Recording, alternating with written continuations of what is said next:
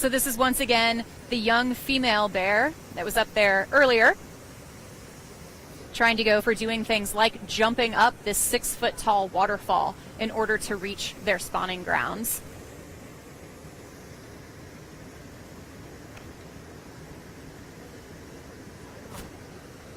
As bears learn different fishing skills, they may choose to stay in a particular fishing spot. For example, if this bear becomes particularly adept at catching fish on the lip, that might become her preferred spot, and as she grows, she might continue to occupy that space, or just sit right down. Why not? It can get pretty tiring standing up there with all that water rushing down around you.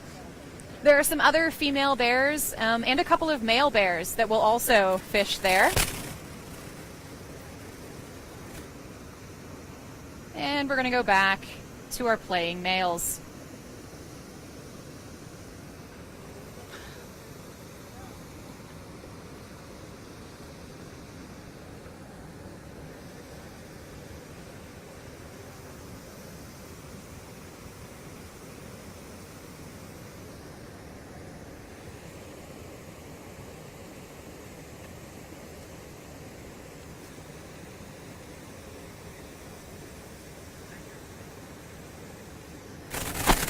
One of the questions that we do tend to get asked is when bears like this play with one another, or if subadult bears like 503 and 719 are observed sharing fish or appearing to share fish, will they end up denning together?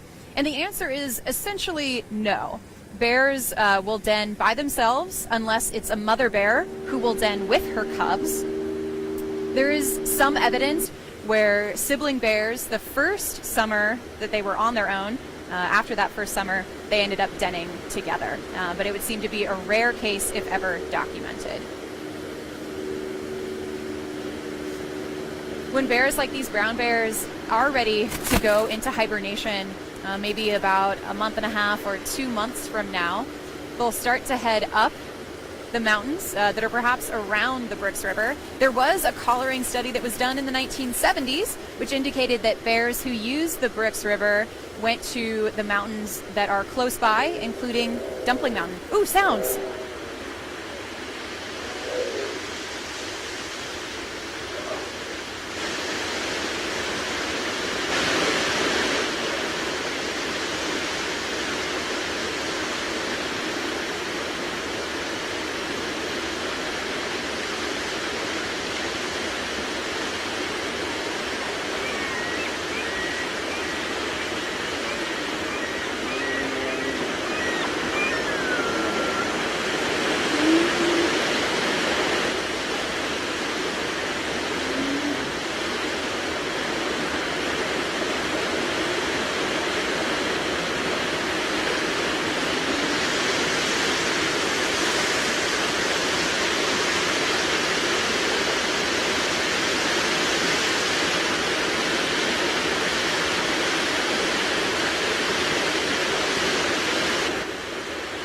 Those were roars that we heard from those two adult male bears as they fought with one another. That was a real fight, not a play fight, like what we were witnessing with bear 151 and bear 503.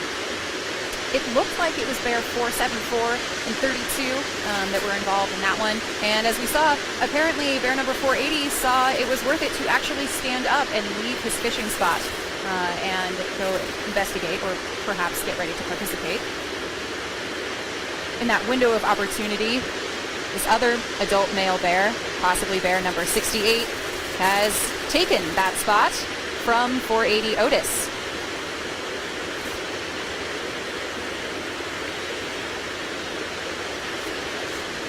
So even when bears are subjected to injuries, like perhaps an injury that they might sustain from a dominance interaction, they have a pretty remarkable capacity to recover from injuries like that. There are some bears that we'll see along the river here that show up with open wounds or really severe limps. There was an adult male that we saw earlier this year who was placing no weight on his back right leg. Bears are capable of recovering from such injuries. They're remarkably resilient creatures. So even with something like that, if they can make it through and still get enough food to survive the winter, they might return again the next spring healed, or at least healed enough that they can give it another go as they try to make it one more year.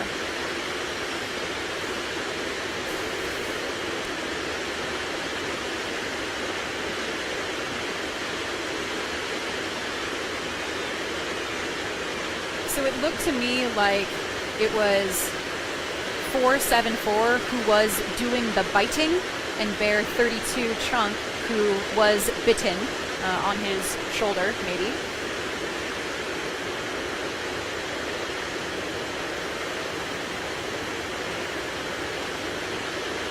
And there are occasionally times where when bears engage in these dominance interaction, it can be difficult to tell exactly who is the winner and who is the loser, I suppose. Occasionally, it is the bear who walks away first that has asserted himself as the more dominant bear. Perhaps it's a display showing that he feels comfortable enough or secure enough in his dominance to turn his back on that other bear or to walk away. And the dominance hierarchy can be an ever-shifting beast out here along the Brooks River. This summer we saw a bit of a shakeup. For the past few years, bear number 856 has been recognized as the most dominant bear on the river. He would yield space to no one. This summer, however, it seems that 32 has been establishing himself as perhaps the bear that is pushing others around more. We've seen this interesting case here where 747 came in and occupied the jacuzzi. 32 is now where we see him kind of halfway across the river. So it's possible that things will continue to change. Several years ago, Bear 480 Otis was probably the most dominant bear on the river. He's aged a bit now. He's in his early 20s, missing a couple of canine teeth, but still, as you can see from his size, perfectly capable of eating enough salmon to survive.